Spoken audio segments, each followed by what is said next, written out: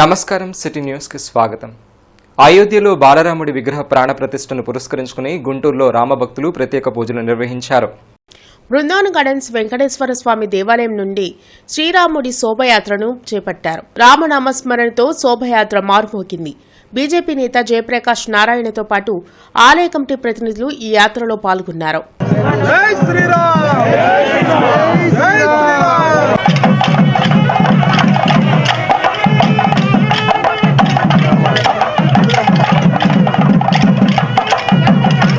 కార్యంలో ప్రతి ఒక్క భక్తుడు కూడా ఈ దేశంలో ప్రతి ఒక్క పౌరుడు ప్రపంచవ్యాప్తంగా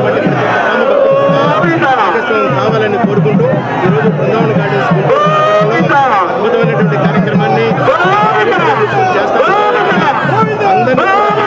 చెప్పి లైవ్లో జరిగేటటువంటి రాముల వారి యొక్క విగ్రహ స్థాపన కూడా ఏదైతే ప్రాణ ప్రతిష్ఠ.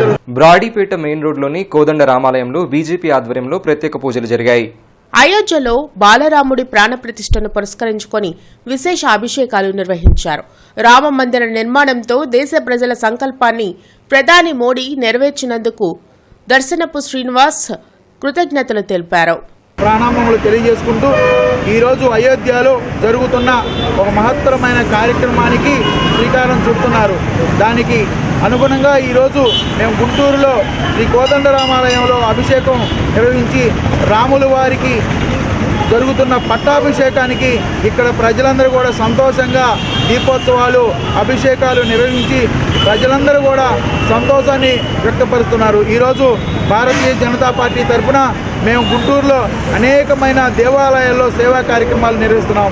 బ్రాడీపేట మెయిన్ రోడ్డుపై ఏం చేసి ఉన్న శ్రీ కోదండరామస్వామి వారి మందిరం నందు స్వామివారికి అభిషేక కార్యక్రమం, పంచామృత అభిషేక కార్యక్రమాలు మరియు సాయంకాలం 5:30కి దీపోత్సవ కార్యక్రమం జరుగుతున్నాము.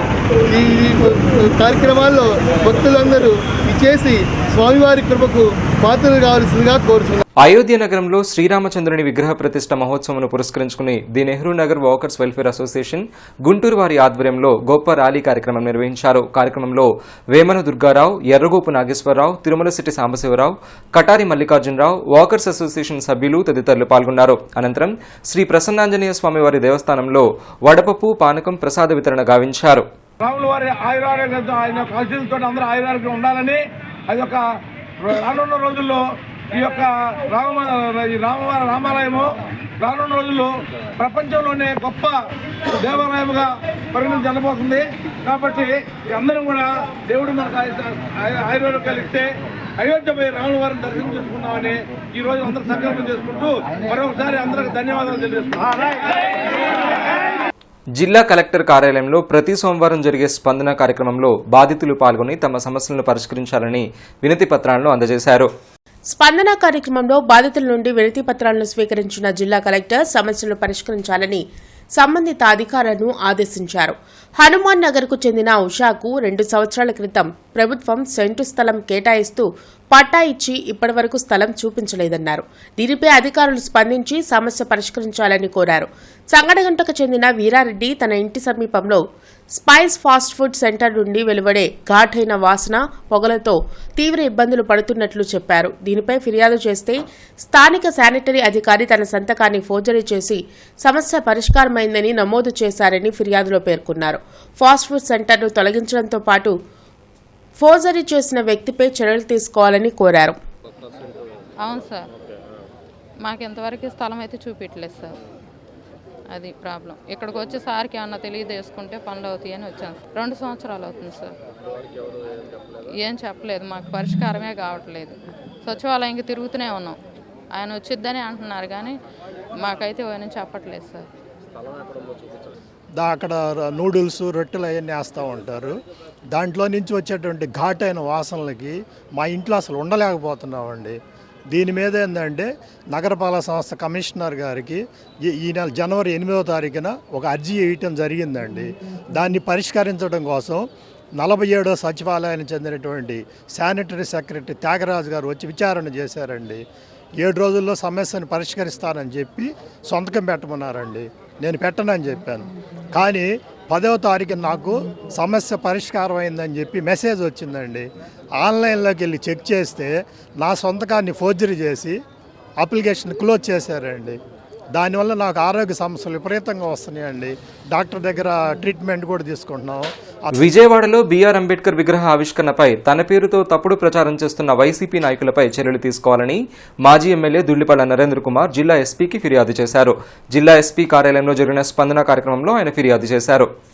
జిల్లా ఎస్పీ కార్యాలయంలో ధూళిపాల నరేంద్ర కుమార్ మీడియాతో మాట్లాడుతూ వైసీపీ కీలక నేతల ఆదేశాలతో తనపై అంబేద్కర్ విగ్రహాన్ని కూల్చేస్తామన్న తప్పుడు వార్తను సోషల్ మీడియాలో ప్రచారం చేశారన్నారు.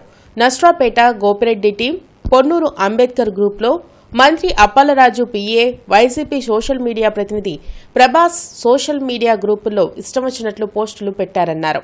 అంబేద్కర్ ఫోటో పెట్టి ఆయన ప్రతిష్టను దిగజార్చే విధంగా ప్రచారం చేసిన వైసీపీ నాయకులపై పోలీసులు ఎందుకు చర్యలు తీసుకోవడం లేదని ప్రశ్నించారు. ముఖ్యమంత్రి ప్రభుత్వానికి వ్యతిరేకంగా ఎవరు గలం విప్పినా కేసులు పెట్టి అరెస్ట్ చేసే పోలీసులు ఇప్పుడు ఎందుకు స్పందించడం లేదన్నారు. కుల వివాదాలను రెచ్చగొట్టాలనే ఉద్దేశంతో తప్పుడు పోస్టులు పెడుతుంటే పోలీసులు ఎందుకు స్పందించడం లేదని ప్రశ్నించారు. తప్పుడు ప్రచారం చేసిన వ్యక్తులపై కేసు నమోదు చేయడంతో పాటు ఫిర్యాదు చేసినా కేసు నమోదు చేయని అధికారులపై చర్యలు తీసుకోవాలని డిమాండ్ చేశారు. అధికారులు స్పందించకుంటే కోర్టును ఆశ్రయిస్తామని హెచ్చరించారు. ఎక్కడో మీటింగ్లో జరిగిన ఫోటోను పెట్టి అంబేద్కర్ విగ్రహాన్ని కూల్చేస్తాం మేము అధికారానికి వచ్చిన 90 రోజుల్లో అని చెప్పి వైఎస్ఆర్సీపీ కీలక నేతల యొక్క కుట్రతో దీన్ని సోషల్ మీడియాలో పోస్ట్ చేసి దేశం మొత్తం కూడా అధికార పార్టీకి సంబంధించిన నాయకులు, ఎమ్మెల్యేలు, వాళ్ళ అనుచరులు వాళ్ళు దీన్ని సర్క్యులేట్ చేయటం జరిగింది. దీనిలో ముఖ్యంగా ఎవరంటే ఇప్పుడు నరసరావుపేట పల్నాడు న్యూస్ గ్రూప్ చూస్తే పోస్ట్ చేసింది ఎవరంటే టీం గోపిరెడ్డి పిఏ నరసరావుపేట ఏరియాలో. అదేవిధంగా మా దగ్గర చేబ్రోల్లో పోస్ట్ చేసింది ఎవరంటే అధికార పార్టీకి సంబంధించిన నాయకులు అంబేద్కర్ గ్రూప్ అని చెప్పి దానిలో పోస్ట్ చేశారు. అధికారం కోల్పోతున్నామనే నిర్ణయానికి వచ్చారు కాబట్టి ఏ విధంగా అయినా సమాజంలో అశాంతి రగిలించాలి, విద్వేషాలు రెచ్చగొట్టాలి, ఆ చలి మంటల్లో రాజకీయ లబ్ధి పొందాలనే కుట్రలో భాగమే ఇదని చెప్పి తెలియజేస్తా ఉన్నా. మేము ఈరోజు పోలీసు ఉన్నతాధికారులను డిమాండ్ చేస్తూ ఉన్నాం. అంబేద్కర్ గారి పేరు పెట్టి ఇటువంటి అసత్య ప్రచారాలు చేసిన వాళ్ళని, అభూత కల్పనలు చేసి ఆయన ప్రతిష్ట దిగజార్చాలనుకునే అధికార పార్టీ నాయకుల మీద సమగ్రమైన విచారణ చేయాలని చెప్పి మేము డిమాండ్ చేస్తూ ఉన్నాం.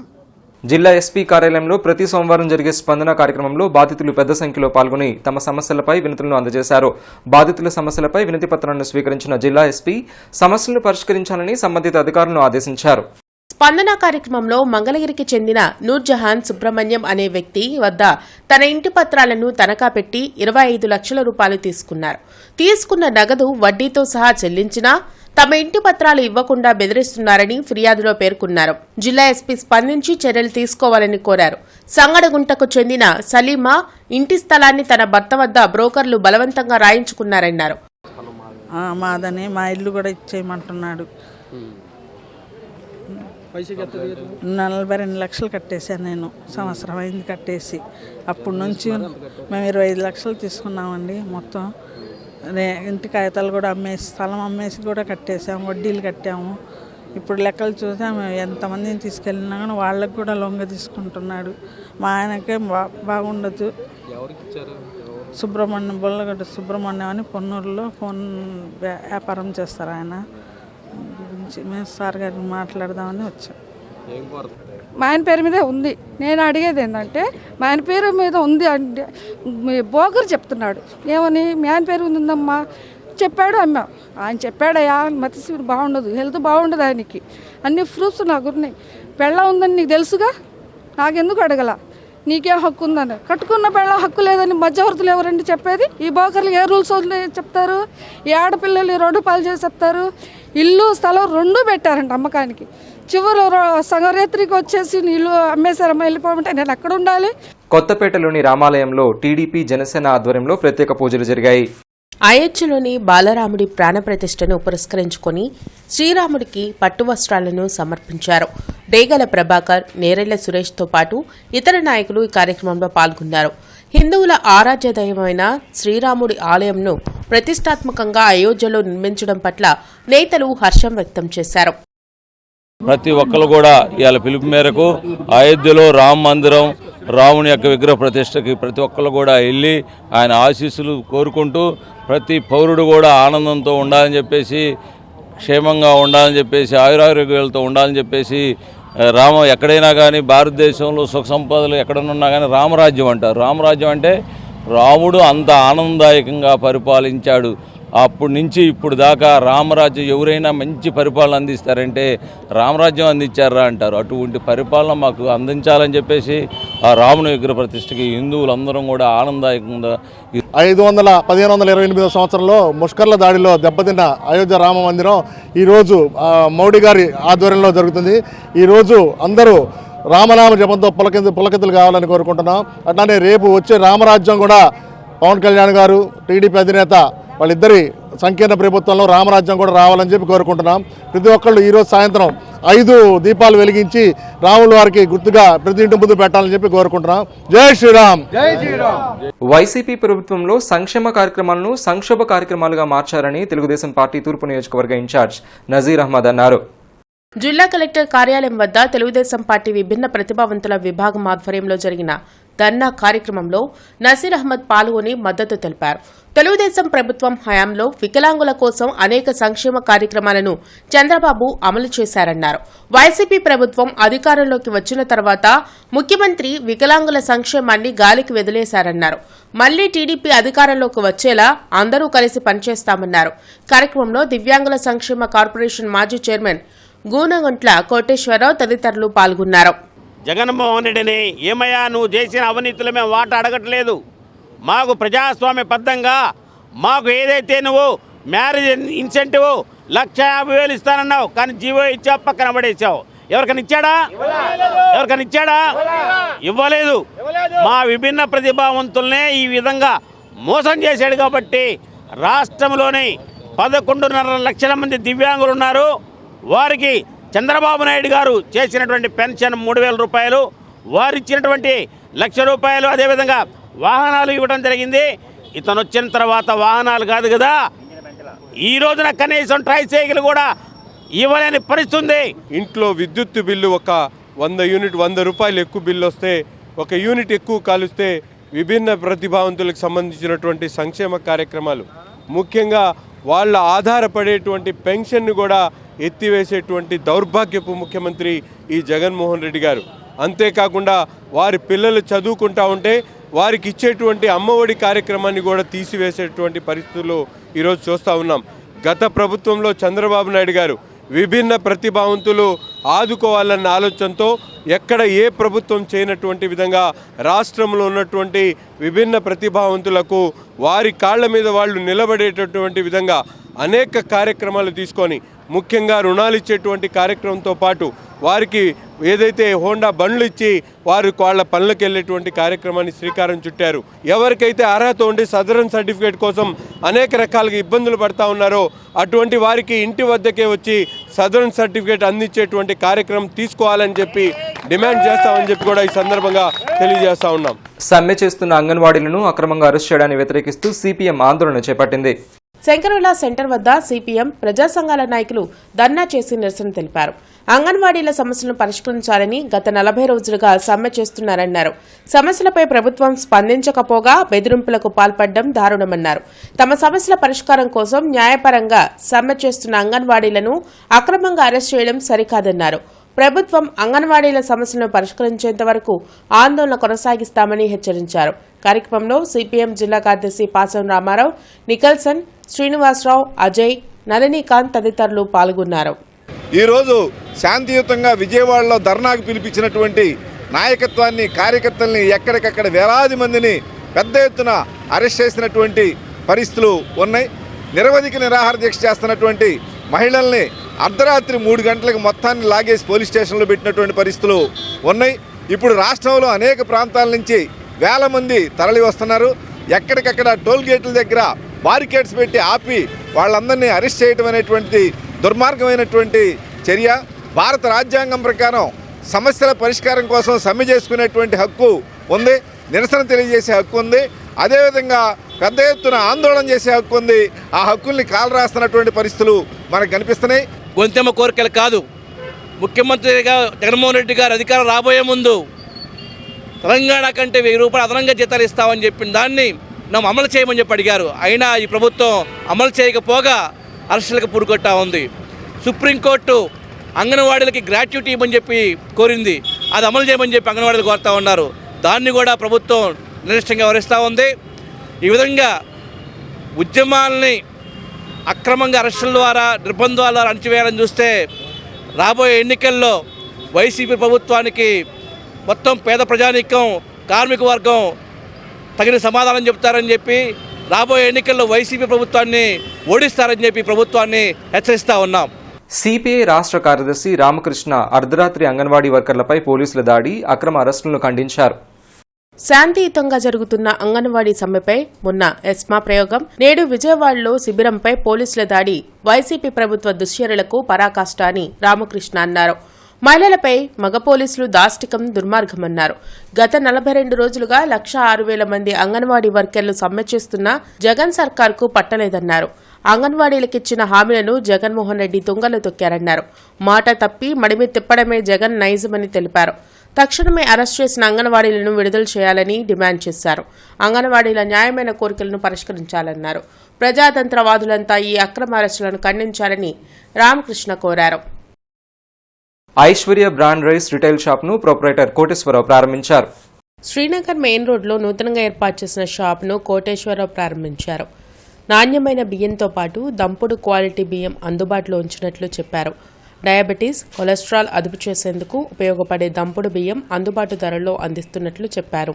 షుగర్, డయాబెటీస్ ఈ రోజుల్లో చాలా ఎక్కువగా స్ప్రెడ్ అవుతున్న కాలం ఇది. మన ఫుడ్ హ్యాబిట్స్ వల్ల, మనకున్నటువంటి వర్క్ స్ట్రెస్ వల్ల, మనకున్నటువంటి ప్రెషర్స్ వల్ల మ్యాక్సిమం డయాబెటీస్ అనేది స్ప్రెడ్ అవుతుంది. దీన్ని నియంత్రించడంలో చాలా ఉత్తమమైనటువంటి పాత్ర ఈ దంపుడు బియ్యం పోషిస్తుందండి. ఈ దంపుడు బియ్యం తిన్న వాళ్ళకి డెఫినెట్గా ఇది డయాబెటీస్ కంట్రోల్ చేయడంలో సహకరిస్తుంది. అలాగే కొలెస్ట్రాల్ కంట్రోల్ చేయడంలో ఇది సహకరిస్తుందండి. ఎందుకంటే ఇందులో ఫైబర్ రిచ్ కంటెంట్ ఉంటుందండి. అలాగే వైటమిన్ బి కాంప్లెక్స్లో B12 ఏదైతే చాలా ముఖ్యమైనటువంటి B12 మన డయాబెటీస్ పేషెంట్స్కి అవసరం అండి. వారందరికీ ఇది చాలా ఉపయోగకారిగా ఉంటుందండి. సో వారందరూ ఇది ఉపయోగిస్తే, ఇది రోజు వారీగా వాడితే చాలా మంచి రిజల్ట్స్ చూస్తారండి. అలాగే డయాబెటీస్ ఉన్న వాళ్ళే కాదండి, మనం డయాబెటీస్ లేని వాళ్ళు కూడా మనం ఈ రైస్ వాడడం వల్ల వాళ్ళకి ఫ్యూచర్లో డయాబెటీస్ రాకుండా ఉండడానికి ఈ రైస్ తన వంతు సహకారం అందిస్తుందండి. సిటీ న్యూస్ సమాప్తం. నమస్కారం.